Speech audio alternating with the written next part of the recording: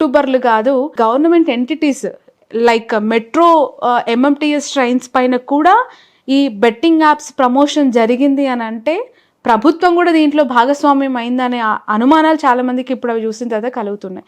Mean while ఇన్డెప్త్కి వెళ్ళేలోపు sir, అసలు ఈ యాప్స్ని డెవలప్ చేసిన వాళ్ళకి శిక్షలు లేవా? వీటిని మేనేజ్ చేసిన వాళ్ళకి పనిష్మెంట్లు లేవా? అసలు ఒక ఇన్ఫ్లుయెన్సర్ని, ఒక యూట్యూబర్ని ప్రమోషన్ కోసం అవి రీచ్ అవ్వాలి అంటే మధ్యలో ఈ జర్నీ, యాప్ తయారైన దగ్గర నుంచి వాళ్ళ దగ్గరికి చేరేంత వరకు ఉండే జర్నీ ఎలా సాగుతుంది, వాళ్ళు ఎందుకు పట్టుకోలేకపోతున్నారు అనేది ఇప్పుడు చాలామంది క్వశ్చన్ చేస్తున్నారు. యాజ్ వెల్ నేను మిమ్మల్ని అడుగుతున్నా, దీన్ని ఎలా కనుక్కోగలుగుతారు? ఇప్పుడు సజ్జనార్ గారి పైన ఉన్న ముందు మెయిన్ టాస్కే ఇది కదా. అవును. సో యాక్చువల్గా దీని ఆరిజిన్ వచ్చేసి మన ఓవరాల్ ఇండియాలో కొన్ని వేల బెట్టింగ్ వెబ్సైట్స్ అనేవి ఇల్లీగల్గా రన్ అవుతూ ఉన్నాయి. ఓకే. సో మనం 2 రకాలుగా చూడాలి. ఒకటి లీగల్ వెబ్సైట్, ఒకటి సెకండ్ ఇల్లీగల్ వెబ్సైట్. లీగల్ వెబ్సైట్తో అయినా బెట్టింగ్ యాప్తో నష్టపోతారు, ఇల్లీగల్ వెబ్సైట్తో అయినా నష్టపోతారు. రెండిటి వల్ల జరిగే నష్టం కామన్గా ఉంటుంది. అయితే ఇది మనం ఒక క్వశ్చన్ రైజ్ చేసాం గవర్నమెంట్ ఆఫ్ ఇండియాని త్రూ ఆర్టీఐ ద్వారా. అసలు ఈ బెట్టింగ్ యాప్స్ ఇండియాలో లీగలా, ఇల్లీగలా, ఎక్కడెక్కడో ఇంటర్నేషనల్ కంపెనీస్ నుంచి వచ్చి ఇక్కడ ఆపరేట్ చేస్తూ ఉన్నారు, వీటికి ఉన్న లీగాలిటీ ఏంటి అని మేము త్రూ ఆర్టీఐ ద్వారా గవర్నమెంట్ ఆఫ్ ఇండియాని క్వశ్చన్ చేసినప్పుడు వాళ్ళు ఇచ్చిన క్లారిటీ ఏంటంటే, ఇది ఇండియన్ కాన్స్టిట్యూషన్లో 7th షెడ్యూల్లో వస్తుంది, 7th లిస్ట్లో వస్తుంది. సో కాబట్టి స్టేట్ సంబంధించిన విషయం, స్టేట్ జ్యూరిస్డిక్షన్కి సంబంధించింది. స్టేట్ బ్యాన్ చేసుకోవచ్చు, అబాలిష్ చేసుకోవచ్చు. ఇది స్టేట్ కు ఉన్న రైట్. ఫర్ ఎగ్జాంపుల్ మనకి ఇంకా ఈజీగా అర్థమయ్యేలా చెప్పాలంటే మద్యపానం ఉంది. ఒకప్పుడు ఎన్టీ రామారావు గారు మన స్టేట్ లో ఉమ్మడి ఆంధ్రప్రదేశ్ ఉన్నప్పుడు బ్యాన్ చేశాడు, తర్వాత మళ్ళీ దాన్ని రెగ్యులేట్ చేశారు. అదే విధంగా బెట్టింగ్ అండ్ గ్యాంబ్లింగ్ కూడా 7th షెడ్యూల్లోని 2nd లిస్ట్ లో ఉంది కాబట్టి బ్యాన్ చేయొచ్చు, రెగ్యులేట్ చేయొచ్చు. సో ఇది ఇండిపెండెంట్ గా 2017లోనే తెలంగాణలో తెలంగాణ గేమింగ్ అమెండ్మెంట్ యాక్ట్ ద్వారా బ్యాన్ చేశారు. అంటే లీగల్ వెబ్సైట్స్ అయినా ఇల్లీగల్ వెబ్సైట్స్ అయినా బ్యాన్. ఇక్కడ స్టేట్ క్లియర్ పాలసీ ఉంది. లీగల్ గా ఉన్నా, ఇల్లీగల్ గా ఉన్నా, ఇతర దేశాల నుంచి ఆపరేట్ చేసిన బ్యాన్.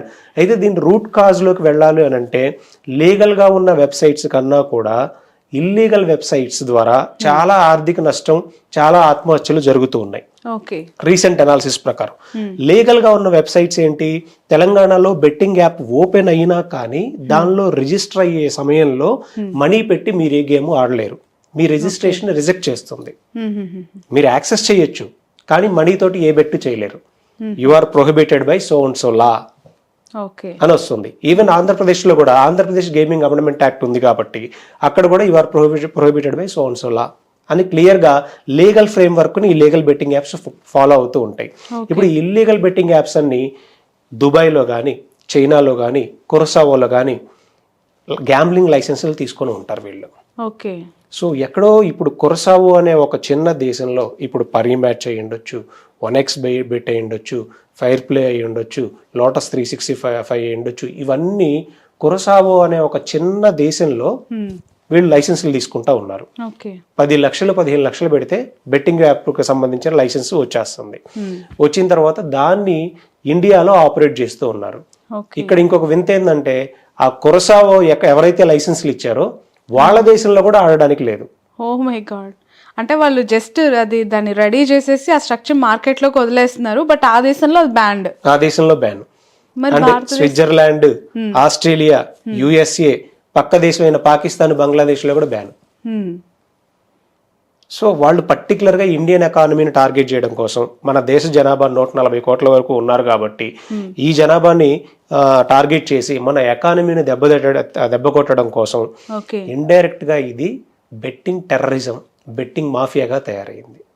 అందుకని ఇది ఈక్వల్ టు టెర్రరిస్ట్ అనమాట. ఇతర దేశాల నుంచి ఆపరేట్ చేస్తూ ఇక్కడ మన స్టేట్స్ లో గానీ ఇండియా వైడ్ గా చూసుకొని చచ్చిపోయే విధంగా చేస్తున్నారు ఈ బెట్టింగ్ మాఫియా. సో వాటిని మూలాల్లోకి వెళ్ళాలి అని అంటే ఇక్కడ ఇండియాలో ఆపరేట్ చేసే టైంలో ఇక్కడ చిన్న చిన్న షాప్స్, తర్వాత ఈ బట్టల షాపులు కానీ రకరకాల ప్రైవేట్ వ్యక్తులకి వాళ్ళ కరెంట్ అకౌంట్స్ అన్ని వీళ్ళు ఇంత పర్సంటేజ్ అని ఇచ్చి తీసుకోవడం, బెట్టింగ్ యాప్కి లింక్ చేయడం.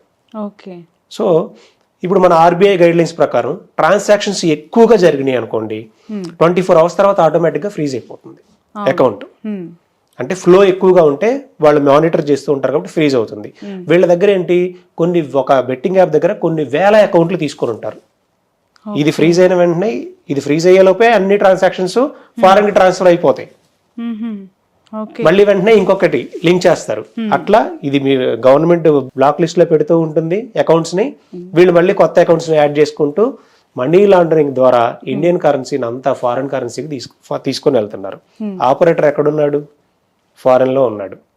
సో ఇక్కడ పోలీసులు ఒక బెట్టింగ్ యాప్ ని బ్లాక్ చేయాలన్నా కానీ, వీళ్ళని పట్టుకోవాలన్నా కానీ ఎవరు బలవుతారు? 10,000 20,000 ఇచ్చి మధ్యలో అకౌంట్ హోల్డర్స్ ఉంటారు కదా, వాళ్ళని అరెస్ట్ చేస్తారు. మధ్య తరగతి, కింద స్థాయి, వాళ్ళ 10,000 కోసం ఆశపడి ఈ అకౌంట్ ఇస్తారు. ఒక సిమ్ కార్డు తీసి ఇచ్చేసి అకౌంట్ ఓపెన్ చేసి ఇచ్చేస్తారు. దాని ద్వారా వీళ్ళు బలైపోతూ ఉంటారు. అంటే సార్, ఇప్పుడు బెట్టింగ్ యాప్స్ ని జస్ట్ మీరు ఆడొద్దు, మీరు చనిపోతున్నారు అని జస్ట్ నోటి మాటగా చెప్తే కాదు, ఇది చాలా తీవ్ర స్థాయిగా విస్తరించిపోయింది సమాజంలో, చాలా లోతుగా ఇది కూరుకుపోయింది. మీరు ఇప్పుడు చెప్తుంటే నాకు దీని తీవ్రత ఇంకా ఇండెప్త్ ఇంతుందా అని అనిపిస్తుంది. ఎక్కడో ఒక చిన్న దేశంలో స్టార్ట్ అయ్యేది ఇండియాని ఈ స్థాయిలో టార్గెట్ చేస్తుందా అనేది అవాక్ అవ్వాల్సిన విషయం. ప్రతి ఒక్కరు కూడా అకౌంట్స్ 10,000 కట్టి అకౌంట్ ఇలా ఎన్ని వేల మంది దగ్గర తీసుకొని ఉంటారు, ఎన్ని లక్షల మంది దగ్గర తీసుకొని ఉంటారు, ఎన్ని వేల కోట్లతో వాళ్ళు ఈ వ్యాపారం చేస్తున్నారు. మీకు ఒక ఉదాహరణ చెప్తా. పరిమ్యాచ్ అనే ఒక వెబ్సైట్ ఉంది. ఆ వెబ్సైట్ ఇల్లీగల్ బెట్టింగ్ యాప్, అది కూడా ఇండియాలో. ఇల్లీగల్ అని ఎందుకు అంటున్నాము అని అంటే, మనకి గవర్నమెంట్ ఆఫ్ ఇండియా కొన్ని గైడ్ లైన్స్ ఇచ్చింది. లీగల్ గా ఇండియాలో రిజిస్టర్ అయ్యి బెట్టింగ్ యాప్ రన్ చేయాలి అని అంటే కొన్ని గైడ్ లైన్స్ ఉన్నాయి. ఈ గైడ్ లైన్స్ ఏది ఫాలో అవ్వని వెబ్సైట్ ఏదన్నా ఉందంటే పరిమ్యాచ్. ఈ గైడ్ లైన్స్ ఏవి ఫాలో అవ్వవు. మీరు చూడండి, ఇండియాలో సెక్షన్ 8 కింద మినిస్ట్రీ ఆఫ్ కార్పొరేట్ అఫైర్స్ కింద కంపెనీ రిజిస్టర్ అయ్యి ఉండాలి. అది లేదు, అది రిజిస్టర్ అయ్యి ఉండదు. గవర్నమెంట్ ఆఫ్ ఇండియాకి GST పే చేయాలి, 30% పే చేయదు. పే చేయాల్సిన నెసెసిటీ దానికి లేదు, ఎందుకంటే ఇండియాలో లేదు కదా కంపెనీ, చేయాల్సిన అవసరం లేదు. ఒక గ్రీవెన్స్ రెడ్రెసల్ మెకానిజం ఉండాలి, అది ఉండదు. సో ఇవన్నీ ఫాలో అవ్వకుండా ఆపరేట్ చేస్తున్న యాప్ ఎంత ఎర్న్ చేస్తుందో తెలుసా? ఇండియా నుంచి పర్ యానమ్ 6,000 కోట్లు. ఒక బెట్టింగ్ వెబ్సైట్ 6,000 కోట్లు ఇండియన్ ఎకానమీ పర్ యానమ్ తీసుకొని వెళ్తూ ఉంది. సరే, ఇక్కడ రిజిస్ట్రేషన్ చేసుకోలేదు, ఇక్కడ నామ్స్ని అది పాటించట్లేదు, బట్ పరిమ్యాచ్కి సంబంధించిన వెబ్సైట్ ఎట్లా ఇండియాలో రన్ అవుతుంది, యాడ్స్ ఎట్లా క్యాంపెయిన్ అవుతాయి మార్కెట్లో? పరిమ్యాచ్కి సంబంధించిన వెబ్సైట్ని ఎన్నిసార్లు మీరు బ్లాక్ చేసినా కానీ డొమైన్ యొక్క చిన్న లూప్ హోల్స్ అనమాట, ఈ డొమైన్ని చిన్న ఆల్టర్ చేస్తారు. parimatch.1.com, parimatch.ind.2.com అంటే స్ట్రక్చర్ రెడీగా ఉంటుంది. ఇప్పుడు ఈ షర్ట్ మీద టీ పడింది అనుకోండి, నేనేం చేస్తాను? ఇమీడియట్గా వెళ్ళి షర్ట్ మార్చుకొచ్చుకుంటా, నా బాడీ నా దగ్గరే ఉంది. అట్లాగే వెబ్సైట్కి సంబంధించిన క్లియర్గా మొత్తం ప్రీ స్ట్రక్చర్ వర్క్ రెడీగా ఉంటుంది. సింపుల్గా డొమైన్ చిన్న లింక్ చేంజ్ చేస్తారు. ఎన్ నెంబర్ ఆఫ్ డొమైన్స్. మీరు నమ్మరు, గూగుల్లో పరిమ్యాచ్ అని కానీ లేకపోతే ఇంకేదైనా సెర్చ్ చేశాను అనుకోండి, ఏదైనా యూనివర్సిటీ సెర్చ్ చేసినా కానీ బెట్టింగ్ యాప్ ఓపెన్ అవుతుంది ఆ వెబ్సైట్ ఓపెన్ చేస్తే. ఆ రేంజ్ లో ఇండియా మీద దాడి జరుగుతుంది. అయితే దీన్ని బ్లాక్ చేసే అధికారం మనకి సెంట్రల్ గవర్నమెంట్ క్లియర్ గా ఐటీ యాక్ట్ ద్వారా 69A ద్వారా క్లియర్ గా ఇచ్చింది. నోడల్ ఆఫీసర్స్ ని అపాయింట్ చేసింది స్టేట్ వైడ్ గా. ఈ నోడల్ ఆఫీసర్స్ చేయాల్సిన పని ఏంటి? ఒక మెకానిజం పెట్టి ఎప్పటికప్పుడు ఈ లింక్స్ అన్ని బ్లాక్ లిస్ట్ లో పెడుతూ ఉండాలి. ఏ స్థాయి క్యాడర్ వాళ్ళు ఆ నోడల్ ఆఫీసర్స్? నోడల్ ఆఫీసర్స్ వచ్చేసి IAS IPS బ్యూరోక్రాట్స్ ఉన్నారు. సో 69A ద్వారా వీళ్ళు ఎప్పటికప్పుడు మీరు ఇప్పుడు మీకు ఒకసారి చూద్దాం, మన తెలంగాణ స్టేట్ లో ఎవరున్నారు నోడల్ ఆఫీసర్స్ అని. సో మీకు చెప్పాను కదా, గవర్నమెంట్ ఆఫ్ ఇండియా ఇచ్చిన గెజిట్ ఇది.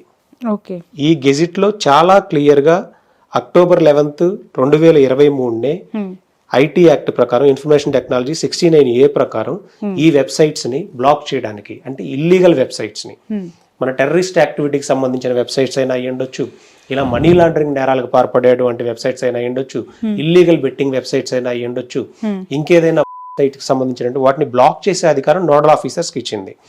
మన తెలంగాణ స్టేట్ కి వచ్చేసరికి ఇక్కడ నోడల్ ఆఫీసర్స్ గా ఇద్దరు ఉన్నారు. జయేష్ రంజన్ IAS, ఇప్పుడు మీకు తెలిసే ఉండొచ్చు, principal secretary government IT. Okay.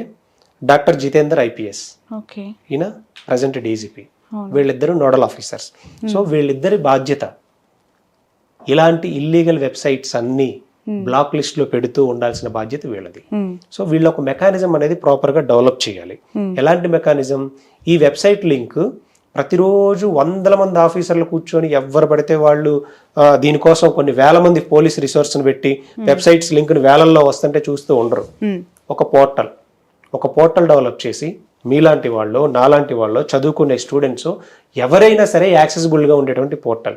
ఇది ఒక వెబ్సైట్, బెట్టింగ్ వెబ్సైట్ ఇక్కడ ఓపెన్ అవుతుంది, మనీ డిపాజిట్స్ తీసుకుంది అంటే ఆ డొమైన్ తీసుకొని వెళ్ళి ఈ పోర్టల్లో పెడితే, ఈ పోర్టల్లో ఉన్న అప్లోడ్ చేసిన వెంటనే బ్లాక్ లిస్ట్లో పెట్టే అధికారం 69 ఏజ్ యూజ్ చేసి ఈ ఐపీఎస్ ఆఫీసర్స్ ఉంది కాబట్టి అలా బ్లాక్ లిస్ట్ లో పెట్టొచ్చు. ఆ టైప్ ఆఫ్ మెకానిజం మనకు కావాలి కదా. కానీ ఇక్కడికి వచ్చేసరికి స్టేట్ డ్యూయల్ పాలసీ ఉంది. మీరు అబ్జర్వ్ చేస్తే ఒకవైపు ఏమో బెట్టింగ్ యాప్ ప్రమోట్ చేసే వాళ్ళందరి మీద కేసులు పెడుతూ అరెస్టులు చేసి లోపలికి పంపించాలి అని జరుగుతూ ఉంది ప్రచారం. ఇంకొక సైడ్ వచ్చేసరికి స్టేట్ లో ఉన్నటువంటి పబ్లిక్ ఎంటిటీసే బెట్టింగ్ యాప్స్ ని ప్రమోట్ చేస్తూ ఉన్నాయి. రెస్పాండ్ అవ్వాల్సిన వాళ్ళు ఎవరు చేయాల్సిన పనులు చేయరు. పైగా న్యూస్ లో మాత్రం ఇన్ఫ్లుయెన్సర్లని అరెస్ట్ చేస్తాము, జైలుకి పంపిస్తామని వార్నింగ్స్. సో దీన్ని ఎలా అంటే ఈ 2 నాలుకల ధోరణి అనాలి ఇప్పుడు దీన్ని.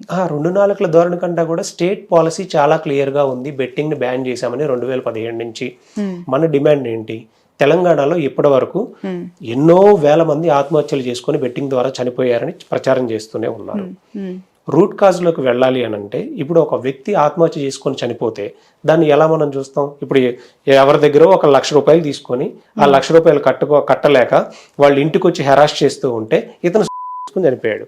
ఇప్పుడు పోలీస్ ఆఫీసర్ కేసు రిజిస్టర్ చేసినప్పుడు ఎలా చేస్తాడు? అతని మీద పెడతారుగా ఖచ్చితంగా, ఇంటికి వచ్చి హెరాస్ చేసినందుకు. ఇప్పుడు బెట్టింగ్ ఆడి ఒక 20 లక్షలు నష్టపోయి ఫ్యామిలీ మొత్తం ఆత్మహత్య చేసుకొని చనిపోయింది ఒక ఇల్లీగల్ బెట్టింగ్ యాప్ ద్వారా. కేసు నమోదు చేసేటప్పుడు బెట్టింగ్ యాప్ ద్వారా నష్టపోయిన బాధితుడు అని కేసు క్లోజ్ చేస్తున్నారు కానీ అతను ఏ యాప్ వాడాడు, అది తెలంగాణలో ఎలా ఓపెన్ అయింది, ఆ ఆపరేటర్ ఎవడు, ఏ అకౌంట్ లోకి డబ్బులు వెళ్ళని, అక్కడి నుంచి రూట్ ఎలా వెళ్ళింది అని ఆపరేటర్ ని, బెట్టింగ్ యాప్ నడిపే వ్యక్తిని అక్యూజర్ గా చేరుస్తున్నారా? ఒక్క ఎఫ్ఐఆర్ చూపించండి తెలంగాణ స్టేట్ లో 2017 నుంచి ఇప్పటి వరకు ఎవరైనా ఆత్మహత్య చేసుకొని చనిపోతే దానిలో ఆపరేటర్ ని చేర్చారు అని. అవును సార్, కంప్లైంట్లు కూడా పోలీస్ స్టేషన్కి వచ్చి ఇవ్వచ్చు ఎవరైనా నష్టపోయిన బాధితులు ఉంటే ఓపెన్గా సజ్జనార్ గారు చెప్తూ ఉన్నారు. కానీ ఇలాంటి సిచ్యువేషన్లో చనిపోయిన వాళ్ళని ఆధారంగా చేసుకొని నడపబడుతున్న యాప్లకు సంబంధించి ఇన్డెప్త్గా ఎందుకు వెళ్ళట్లేదు అంటే దాని వెనక ఏం జరుగుతుంది? ఏమైనా లోపాయికార ఒప్పందం సెంట్రల్ అండ్ స్టేట్ గవర్నమెంట్స్కి ఉంటుందా, లేదంటే ఏమైనా బెనిఫిట్స్ జరుగుతూ ఉన్నాయా ఈ యాప్ నిర్వాహకుల ద్వారా? ల్యాక్ ఆఫ్ అవేర్నెస్ అండి. మీరు నమ్మరు, ఇప్పుడు సజ్జనార్ గారు బయటికి రావటం వల్ల ఆయన సోషల్ రెస్పాన్సిబిలిటీ తీసుకొని ఒక విధంగా అవేర్నెస్ వచ్చింది. కానీ మేము 2014లోనే ఈ బెట్టింగ్ దాని గురించి పోలీస్ స్టేషన్స్కి వెళ్తే ఈ చట్టం ఉందా, ఈ చట్టం కింద ఇలా ఈ సెక్షన్స్ కింద కేసులు పెట్టొచ్చా, ఇంతవరకు ఏ పోలీస్ స్టేషన్స్ లో ఈ యాక్ట్ ప్రకారం ఇలా సెలబ్రిటీస్ మీద కానీ ప్రమోటర్స్ మీద కానీ ఎక్కడా కేసు నమోదు అవ్వలేదు కాబట్టి మేము తీసుకోమని కంప్లైంట్ రిజెక్ట్ చేసి పంపించినటువంటి పోలీస్ స్టేషన్లు బొచ్చుడు ఉన్నాయి. Oh my God.